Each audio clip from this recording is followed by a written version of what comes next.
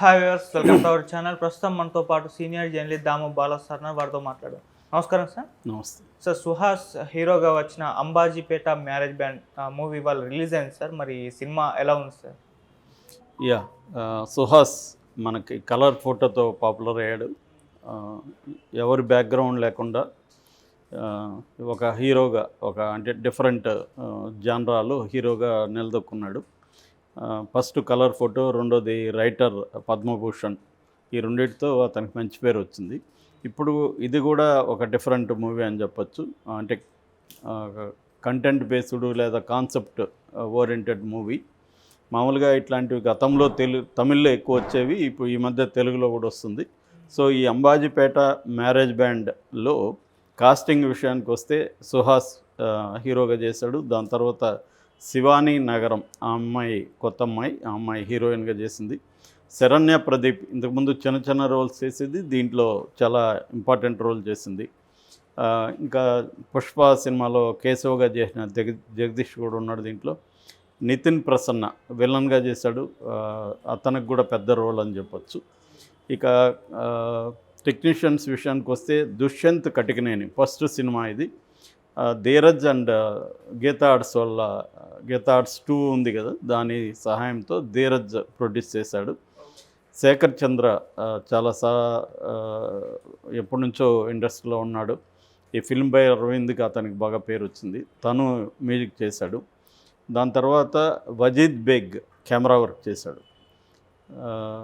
ఇది బేసిక్గా ఇదేంటంటే ఒక సింపుల్ అండ్ ఓల్డ్ స్టోరీ అని చెప్పచ్చు. అంబాజీపేట అనే ఊర్లో మల్లి అనే ఒక అబ్బాయి ఉంటాడు.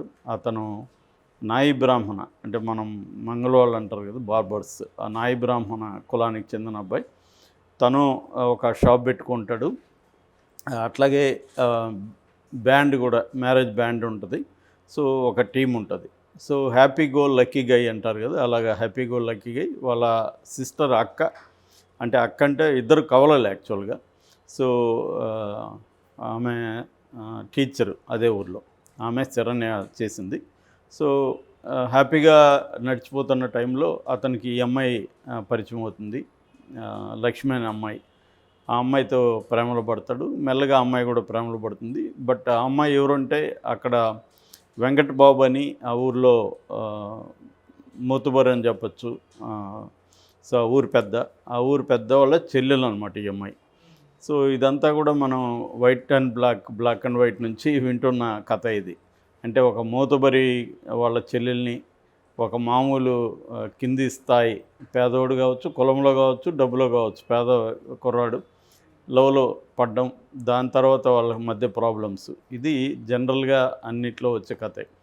అయితే దీంట్లో కొద్దిగా డిఫరెంట్గా నడిపాడని చెప్పచ్చు స్క్రీన్ ప్లే ఇంపార్టెంట్గా.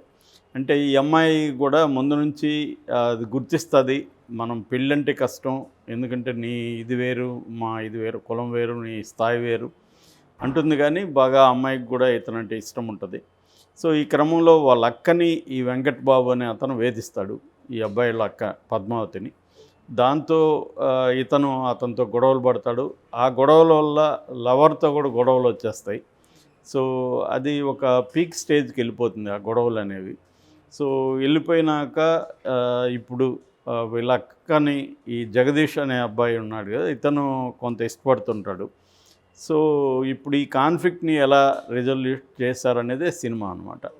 సో ఇక స్క్రీన్ ప్లే విషయానికి వస్తే ఫస్ట్ హాఫ్ అంతా కూడా హ్యాపీగా వాళ్ళకి ఇంట్రొడక్షన్ క్యారెక్టర్స్ని చేసిన తర్వాత, ప్రేమని ఇంట్రడ్యూస్ చేసిన తర్వాత, ఫస్ట్ హాఫ్ ఆల్మోస్ట్ ఇంటర్వల్ ముందు వరకు కూడా ప్రేమ కథని ప్రధానంగా తీసుకొని నడిపాడు.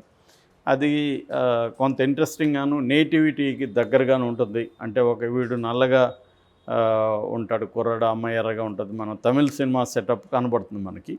అయితే కెమెరా వర్క్ కానీ, బ్యాక్గ్రౌండ్ స్కోర్ కానీ ఇవన్నీ బాగుండడం వల్ల ఎక్కడ బోర్ కొట్టకుండా ఇంట్రెస్టింగ్గా తీసుకొచ్చాడు. అట్లాగే యాక్టర్స్ పెర్ఫార్మెన్స్ కూడా దానికి దోహదపడింది. సో నీట్గా ఫస్ట్ హాఫ్ అంతా కూడా ఒక లవ్ స్టోరీ, అక్కడ సెటప్, చిన్న కామెడీ, ఇలాగా నడిచిపోతూ ఉంటుంది. దాదాపు ఒక 15-20 మినిట్స్ ముందు, ఇంటర్వల్కి ముందు ఒక అనుకోని ఒక సంఘటనతో కథ సీరియస్లోకి వెళ్తుంది. ఇంటర్వల్ బ్యాంగ్ కూడా ఒక సీరియస్ బ్యాంగ్ ఉంటుంది. దాని తర్వాత అంతా కూడా కథలో ప్రధానమైన పాత్ర వీళ్ళ అక్క అయిపోతుంది. వీళ్ళ అక్కకి ఆ వెంకట్ బాబుకి మధ్య ఘర్షణ ప్రధానం అయిపోతుంది. సో ఆ అమ్మాయి కూడా చాలా బాగా చేసింది. శరణ్య ప్రసన్న, శరణ్య ప్రదీప్ ఆ అమ్మాయి పేరు. సో అమ్మాయి బాగా చేసింది. వెంకట్ బాబు నితిన్ ప్రసన్న తను కూడా బాగా చేశాడు.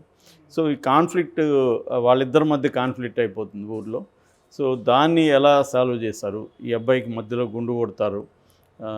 సో ఇట్లాంటి అంటే ఒక రియలిస్టిక్గా నిజంగానే ఒక నాయి బ్రాహ్మణ చెందిన కులం పేద అబ్బాయి ఒక రిచ్ ఫ్యామిలీతో గొడవ అయినప్పుడు ఎలా డీల్ చేస్తారు అనేది రియలిస్టిక్గా డీల్ చేశాడు. కథ పాతదే కానీ ఇప్పుడు రియలిస్టిక్ చేశాడు. ఇది పీరియడ్ సినిమా. ఇప్పుడు అప్పట్లో కాయిన్ ఫోన్లో ఉన్న కాలం నాటిదన్నమాట. సో అందువల్ల మనకి ఆ కాలపు బ్యాక్గ్రౌండ్ అదంతా కూడా కనెక్ట్ అయ్యే విధంగా చెప్పాడనమాట. మామూలుగా ఇలాంటి ఈ కుల నేపథ్యం ఉన్నవి తీసుకున్నప్పుడు ఈ మధ్య ఎక్కువ సార్లు పీరియడ్ ఫిల్మ్గానే చేస్తున్నారు, ఓల్డ్కి వెళ్ళిపోతున్నారు. సో దానివల్ల ఏంటంటే ఒక నాస్టాలజిక్ ఫీలు, ఒక ఇప్పుడు సాధ్యంగానే ఒక రొమాంటిక్ లవ్ స్టోరీ అంటే ఉత్తరాలు రాయడం అవన్నీ కూడా ఒక నాస్టాలజిక్ ఫీల్ మనకు కలుగుతుంది. సో ఆ రకంగా ఇది ఫ్యామిలీ ఆడియన్స్కి, యూత్కి, ముఖ్యంగా గ్రామీణ వాతావరణంలో ఇటువంటి సినిమాలు చూసే అలవాటు ఉన్న వాళ్ళకి ఇంట్రెస్ట్గా అయితే ఉంటుంది. అయితే ఇది మరీ వైడ్ అప్పీల్ అనేది చెప్పలేము. ఒక స్మాల్ విలేజ్లో జరిగే ఒక స్టోరీ. సో ఆ రకంగా తీసుకున్నప్పుడు దీంట్లో ఫస్ట్ చెప్పుకోవాల్సింది యాక్టర్స్, ముఖ్యంగా సుహాస్ దాంట్లో ఇన్వాల్వ్ అయిపోయి చాలా బాగా చేశాడు. అంటే తను అనేక షేడ్స్ చూపించాడు. లవ్ స్టోరీ కావచ్చు, తర్వాత అక్కని అవమానిస్తున్నప్పుడు అతను పడే బాధ కావచ్చు, అంటే ఒక ఎమోషనల్ ఇంపాక్ట్ క్రియేట్ చేయడానికి అతని యాక్టింగ్ బాగా పనిచేసింది. రెండవ వ్యక్తి చెప్పుకోవాల్సింది శరణ్య ప్రదీప్. అమ్మాయి కూడా చాలా బాగా చేసింది. అమ్మాయి కరెక్ట్గా సూట్ అయింది. ఒక మనకు తమిళ సినిమాల్లో ఉన్నట్టే ఒక నేచురల్ గర్ల్గా అమ్మాయి ఉంది. అట్లాగే ఎమోషనల్ సీన్స్లో కానీ, ఆగ్రహం ఉన్న సీన్స్లో కానీ బాగా చేసింది. ముఖ్యంగా పోలీస్ స్టేషన్లో విలన్ని తన్నే సీన్ ఒకటి ఉంటుంది, చాలా బాగా చేసింది ఆ సీన్లో.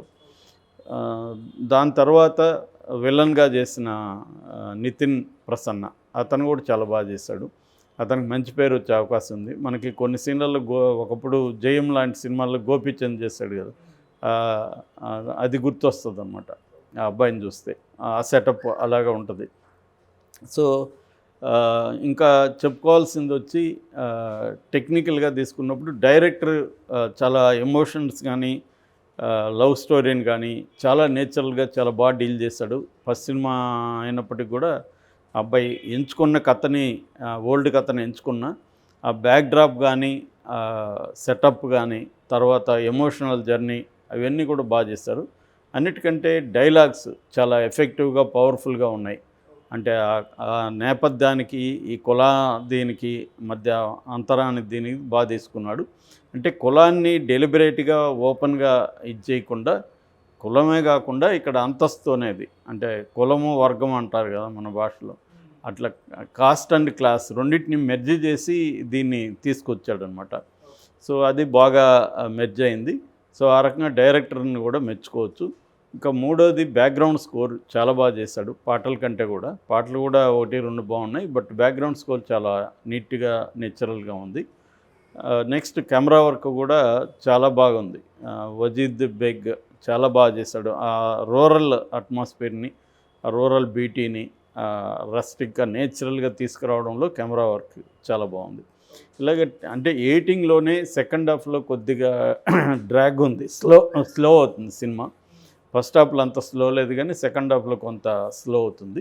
సో పాజిటివ్గా చెప్పుకోవాలంటే స్క్రీన్ ప్లే, తర్వాత డైరెక్షన్, తర్వాత actors, background score, DOP, director of photography, ఇవి పాజిటివ్. మైనస్ చెప్పాలంటే రొటీన్ ఓల్డ్ స్టోరీ. మనం అన్నీ కూడా ప్రెడిక్టబుల్గా ఉంటాయి సీన్లు అంతా, అంటే కనిపెట్టేయచ్చు ఇది నెక్స్ట్ ఏం జరుగుతుందో అని. అటువంటి ఒక ప్రెడిక్టబిలిటీ అంటాం, అటువంటి ముందే ఊహించే కైండ్ ఆఫ్ ఇది ఉంది. అట్లాగే సెకండ్ హాఫ్లో కొంత స్లో పేస్ ఉంది.